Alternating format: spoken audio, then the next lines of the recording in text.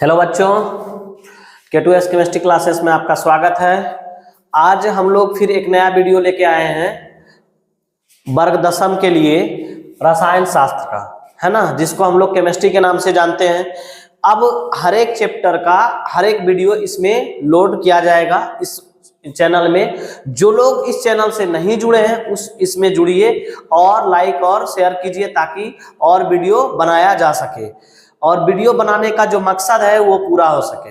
आप लोगों तक वीडियो पहुंचाना ये मेरा कर्तव्य है और आप लोग सारे वीडियो को एक ध्यान से देखिए ताकि केमिस्ट्री को एक अच्छी तरह से समझ सके और उसका एक नोट्स बनाते चलिए ताकि आपके आने वाले बोर्ड परीक्षा में जो है आपको अच्छे मार्क्स दिला सके, है ना। ये चीज आप करने का कार्य करें। चलिए तो हम लोग इस चैप्टर का फर्स्ट चैप्टर में पहला वीडियो में हम लोग देखते हैं कि कैसे हम लोग रसायन शास्त्र को सीख सकते हैं और हम सिखाने का कार्य कर सकते हैं। चलिए तो पहला चैप्टर का नाम है रासायनिक अभिक्रियाएं और समीकरण। सबसे पहले बात समझिए कि रासायनिक अभिक्रियाएं और समीकरण है क्या। तो रासायनिक अभिक्रिया और समीकरण दोनों एक ही है। रासायनिक जब अभिक्रिया होगा तो समीकरण तैयार होगा, क्योंकि जब कोई भी केमिकल के बीच अभिक्रिया कराई जाएगी तो एक नए पदार्थ का निर्माण होगा। जैसे मान लिया जाए कभी कभी हम लोग देखते हैं कि एक घरेलू नुस्खे के बारे में जानते हैं। जैसे हम लोग की मम्मी जब चावल पकाती है ना, पकाती है तो एक नया चीज बन के तैयार क्या होता है, भात बन के तैयार होता है। उसी तरह से हम लोग कभी देखते हैं मोम को जलाते हैं, मोम जलाने के बाद क्या बनता है, मोमबत्ती को हम जला देते हैं जब, तो मोम धीरे धीरे पिघल के क्या होता है, नीचे आ जाता है और उसके बीच जो आपका रस्सी है वो पूरी तरह से जल जाता है। फिर उसी प्रकार से हम लोग आप देखते हैं लकड़ी को जलाते हैं तो जलाने के बाद क्या बचता है, राख बचता है। तो एक बात हमको यह समझ में आता है कि जो हमारा पृथ्वी है और हम लोग जो है, जो मानव है, सारे केमिकल से घिरे हुए हैं। कोई ना कोई चीज से हम लोग के रसायन शास्त्र से जुड़े हुए हैं। जैसे हम लोग दवा, बुखार लग जाता है तो हम लोग मेडिसिन का उपयोग करते हैं, है ना। अगर दर्द होता है तो पेनिसिलियम नामक दवा का उपयोग करते हैं। तो ये सब सारे केमिकल चीज से ये हम लोग घुरे हुए हैं पूरी तरह से। देखिए रसायन शास्त्र एक ऐसा है कि बिना हम लोग उसके जीवन यापन करना सुविधाजनक नहीं हो सकता है, क्योंकि आए दिन कोई ना कोई बीमारी फैलता है, उसके लिए भी रसायन शास्त्र का प्रयोग किया जाता है, क्योंकि रसायन शास्त्र के बिना जीवन अधूरा माना जाता है। जैसे और सारे हम लोग जानते हैं कि हमारे देश पर जब आक्रमण करेगा तो हमें मिसाइल की जरूरत पड़ेगी, तो मिसाइल क्या चीज का बनेगा, रसायन शास्त्र का बनेगा। तो बिना रसायन शास्त्र का तो बन नहीं सकता है, चाहे वो परमाणु हथियार हो, चाहे बम हो, चाहे कोई भी चीज पदार्थ को बनाना चाहेंगे तो बिना केमिकल का बनाना संभव नहीं है। तो हम लोग यह जानते हैं कि रसायन शास्त्र के बिना कोई भी चीज को बनाना संभव नहीं माना जा सकता है। तो ये सब चीज जो है हमारे जितने आसपास के लोग, आसपास के जितने चीज देखते हैं, सारे के सारे रसायन शास्त्र से एक दूसरे से घिरे हुए हम लोग होते हैं। तो ये चीज आप इस चैप्टर में देखने को, समझने को, कोई भी रसायन शास्त्र कैसे बनता है, कोई भी रासायनिक समीकरण कैसे बनाया जाता है, तो आप इस चैप्टर से जुड़िए ताकि हम सिखा सकें। इसलिए कि आपको एक अच्छा रसायन शास्त्र का विद्यार्थी बनना है, तो एक विद्यार्थी बनने के लिए आपको अच्छे मेहनत करने की जरूरत पड़ती है। तो कहा जाता है कि हमने एक हौसला को बांध के रखे, जो आसमानों तक की उड़ान उड़ने की कोशिश कर रहा है। तो आप एक आसमान उड़ान उड़ने की कोशिश करिए इस पर हौसलों के साथ। अगर हौसला है तो एक ना एक दिन जरूर उड़ जाएंगे आसमान के बादलों में, तो इसलिए उड़ने का ताकत रखना चाहिए। तो चलिए इस बिंदु का सबसे पहले शुरुआत करते हैं। हमने रसायन के बारे में बताया, जाना, और अब एक एक बिंदु पर चर्चा करेंगे कि इस चैप्टर में किस किस बिंदु पर चर्चा होनी चाहिए, और प्रैक्टिकल भी इस बिंदु पर एक एक चीज को दिखाया जाएगा ताकि आप अच्छे से केमिस्ट्री को समझ सके। ठीक है, चलिए आते हैं सबसे पहले पदार्थ के कितने रूप में होते हैं, है ना। पदार्थ के कितने रूप होते हैं। चलिए पदार्थ के कितने रूप होते हैं, पदार्थ दो रूपों में पाया जाता है। पदार्थ के कितने रूप होते हैं, ये सवाल हो गया। तो पदार्थ के कितने रूप होते हैं, क्लियर है। तो पदार्थ दो रूप में पाया जाता है। तो हम लोग जानते हैं, बचपन से जानते हैं कि पहाड़, है ना, झरना, ये नदी का जो पानी है, हम लोग एक कह सकते हैं इसको प्राकृतिक रूप में वर्षा होती है, प्राकृतिक रूप में हम लोग पहाड़ को देखने को मिलता है, प्राकृतिक रूप में हम लोग को क्या वन वृक्ष देखने को मिलता है। तो ये सब चीज एक प्राकृतिक रूप है जो एक ईश्वर के द्वारा बनाया गया हुआ चीज है। क्यों? देखते हैं आप लोग, एक बात ये समझिए, हमारे जो आसपास पहाड़ों को देखने को मिलता है, तो क्या मानव उस पहाड़ को बनाना संभव है? कभी नहीं संभव है, क्योंकि कोई भी चीज को अगर बनाया जा सकता है तो बनाने के लिए एक मानव निर्मित नहीं, वो ईश्वर के द्वारा बनाया गया हुआ, रचा गया हम एक सृष्टि है जिसमें हम और आप हैं। इस सृष्टि में मानव ने अपने कार्यों को अंजाम दिया। तो मानव निर्मित अलग है और ईश्वर के द्वारा जो निर्मित किया गया वो अलग है। तो हम लोग जानते हैं पदार्थ कितने रूप में पाया जाता है? दो रूपों में पाया जाता है, एक प्राकृतिक रूप, दूसरा कृत्रिम रूप। तो प्राकृतिक रूप में जो हो गया, जो ईश्वर के द्वारा बनाया गया, तो प्राकृतिक रूप में हवा, पानी, पेड़ पौधे, पहाड़, पर्वत इत्यादि, ये सब सारे किस में आते हैं? प्राकृतिक रूप में आते हैं। फिर आप आगे पॉइंट में चलिएगा तो कृत्रिम रूप। तो कृत्रिम रूप किसको बोलते हैं? जो मानव के द्वारा बनाया गया। जो किसके द्वारा बनाया गया? मानव के द्वारा। कृत्रिम रूप उसे बोला जाता है जो मानव के द्वारा बनाया गया है, उसको बोलते हैं कृत्रिम रूप। तो मानव निर्मित उसको बोलेंगे, जैसे टेबुल हम लोग के घर में देखने को मिलता है। क्या? टेबुल। कोई मेहमान आ गया, फटाक से एक टेबुल लेकर दे दिए, बैठ गया। तो टेबुल जो हम लोग किसके द्वारा बना रहे हैं? ये तो ईश्वर के द्वारा नहीं बनाया गया, ये तो किसके द्वारा? मानव के द्वारा बनाया। कुर्सी हो गया, उसी प्रकार से रासायनिक वस्तु हो गया, जैसे हम लोग कोई रासायनिक वस्तु क्या डायनामाइट वगैरह बना के फोड़ते हैं, तो रासायनिक वस्तु हो गया। रासायनिक केमिकल्स हो गए, जितने सारे रसायन हैं वो तो प्राकृतिक में तत्व पाए जाते हैं, उसे हम लोग आर्टिफिशियल के रूप में बना के अलग अलग रूपों में प्रयोग करते हैं। तो ये सब एक मानव निर्मित चीज है। कई देखते हैं शादी ब्याह में हम लोग क्या पटाखे देखते हैं, रंग बिरंगा पटाखा फूटता है, तो उसको क्या करते हैं? तत्व तो हमारे पृथ्वी में है, लेकिन उसको फिर आर्टिफिशियल के तरीके से बना के क्या किया जाता है? बेरियम का उपयोग करके, मैग्नीशियम का उपयोग करके पटाखे को छोड़ा जाता है, ताकि वो एक दूसरे का रंग बिखेर सके और थोड़ा सा एक आश्चर्य नुमा जैसा लगे कि नहीं भैया ये पटाखा बड़ा मजेदार दिखा। मजेदार दिखाने के लिए केमिकल का ही प्रयोग किया जाएगा, दूसरा कुछ प्रयोग होने वाला नहीं है। चलिए, तो इस बात को समझ गए कि पदार्थ कितने रूपों में होते हैं? दो रूपों में। पदार्थ एक प्राकृतिक रूप में पाया जाता है जो ईश्वर के द्वारा बनाया गया है, दूसरा किस रूप में पाया जाएगा? कृत्रिम रूप में पाया जाएगा। प्राकृतिक रूप में कौन कौन होगा? हवा, पानी, पेड़ पौधे, पहाड़, पर्वत, ये सब प्राकृतिक रूप में होगा।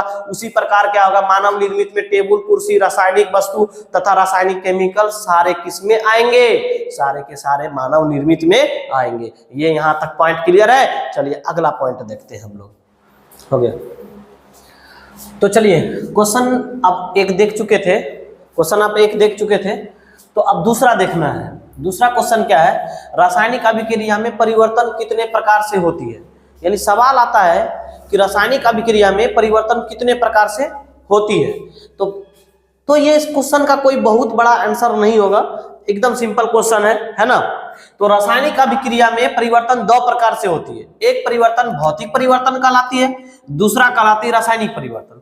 आप बहुत सारे चीज को देखते होंगे, एक एग्जांपल बात समझिए, मतलब चावल से भात बनना, ये क्या फिर एक परिवर्तन ही तो है। चावल से भात बनना, जैसे हमारे पेट का भोजन पचना, ये भी तो एक परिवर्तन है।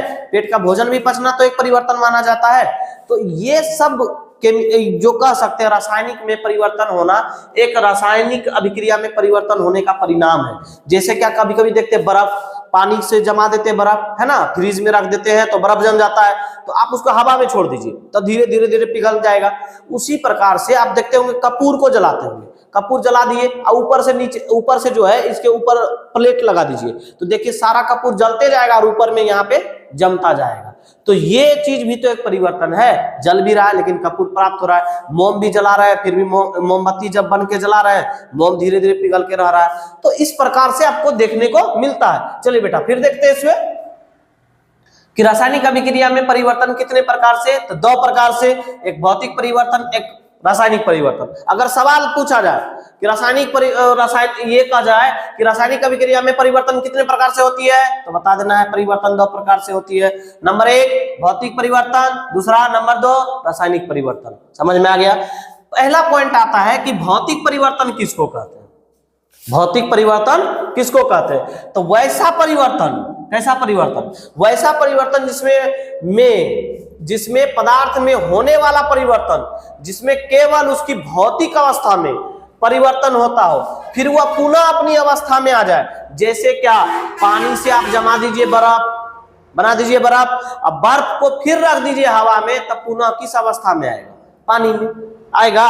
तो ये ही चीज बताना चाह रहे हैं, इस अवस्था में पुनः अपनी अवस्था में आ जाए। इस रासायनिक गुण, इसके रासायनिक गुण एवं अवस्था में कोई परिवर्तन नहीं होता है। जितना पहले पानी को जमाइएगा उतना पानी फिर से आपको मिल जाएगा।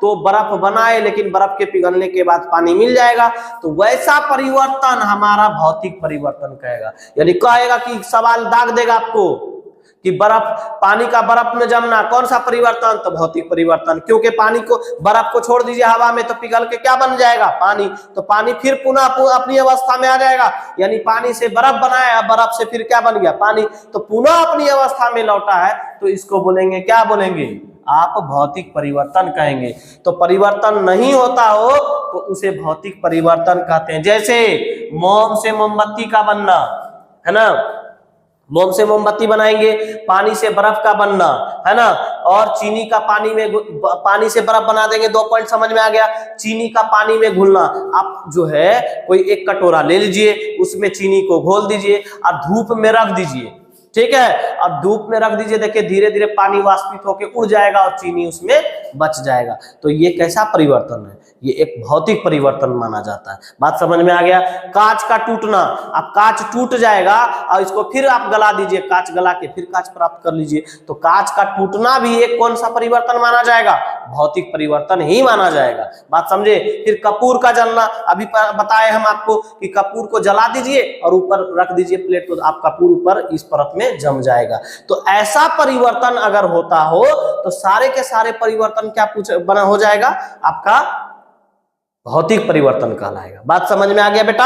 अब चलिए दूसरा पॉइंट हम लोग देखते हैं इसका थ्योरी कि रासायनिक परिवर्तन का क्या होता है, इसको समझने का प्रयास करेंगे। इसी आधार पर एक दो ऑब्जेक्टिव भी क्लियर कर लेंगे ताकि आपको हर बात को समझ में आ जाए। चलिए, तो हम लोग देखे थे कि भौतिक परिवर्तन देख लिए थे, अब रासायनिक परिवर्तन समझते हैं। तो रासायनिक परिवर्तन होगा कैसा कि वह अभिक्रिया के बाद पुनः अपनी अवस्था में नहीं लौटेगा। तो पुनः अवस्था में नहीं लौटेगा, जैसे लकड़ी को अगर जला दिए तो राख बन गया, अगर राख को फिर चाहेंगे हम लकड़ी बनाना तो संभव नहीं है। तो वह अभिक्रिया क्या, वह परिवर्तन क्या कहलाएगा? रासायनिक परिवर्तन कहलाएगा। तो हम लोग इसका थ्योरी समझते हैं। वैसा परिवर्तन जिसमें पदार्थ में होने वाले परिवर्तन के बाद एक नए पदार्थ का निर्माण होता है, फिर पुनः वह अपनी अवस्था में ना आ पाए तथा इसके रासायनिक गुण एवं इसकी अवस्था में परिवर्तन ना होता हो, है ना, उसे रासायनिक परिवर्तन कहते हैं। कह सकते हैं कि लकड़ी जब जल जाएगा तो राख बनेगा, राख बनने के बाद ये सब पुनः चाहेंगे उसकी अवस्था में लौटाए तो वह अपनी अवस्था में लौटेगा नहीं। जैसे कि दूध से अगर दही बना दिए तो दही को चाहेंगे फिर दूध बनाना तो संभव ही नहीं है, वह अपनी अवस्था में नहीं आएगा। और दूध से दही बनने के बाद एक नया पदार्थ बनता है, उसका रासायनिक गुण अलग हो जाता है, उसका अवस्था अलग हो जाती है। तो उसी प्रकार भोजन का पचना, जब भोजन पच जाएगा पेट में तो उसको पुनः भोजन के रूप में नहीं लाया जा सकता उपयोग। उसी तरह लकड़ी का जलना, लोहे में जंग लगना, लोहे में अगर जंग लग जाएगा पुनः लोहे की अवस्था अगर बदलना चाहेंगे तो बदलेगा नहीं। उसी तरह चावल से भात का बनना, चावल से भात जब बन जाएगा तो संभव नहीं है। तो ऐसे परिवर्तन आपका कहलाता है रासायनिक परिवर्तन। क्वेश्चन एक आपको दिए है नीचे में ऑब्जेक्टिव टाइप का कि निम्नलिखित में कौन सा भौतिक परिवर्तन है? तो दूध से दही बनना ये तो भौतिक परिवर्तन नहीं होगा, लोहे में जंग लगना ये भी भौतिक परिवर्तन नहीं होगा, पानी से बर्फ बनना होगा। क्यों? क्योंकि आप जानते हैं कि पानी से बर्फ अगर बनाएंगे तो बर्फ को फिर छोड़ देंगे हवा में तो पुनः क्या आ जाएगा? पानी बन जाएगा। तो इस प्रकार से इस वीडियो में देखे हैं कि हम लोग रासायनिक परिवर्तन कैसे होता है और भौतिक परिवर्तन कैसे होता है, ये सारे वीडियो में देखने का काम किए। इसी प्रकार से और सारे वीडियो चैप्टर का अपलोड किया जाएगा इस YouTube के माध्यम से। आप लोग इस YouTube पर बने रहें और सारे वीडियो आप लोग देख के अपना नोट्स को तैयार करते रहें ताकि आने वाले परीक्षा में काम हो सके। फिर मिलेंगे। जय हिंद, जय भारत।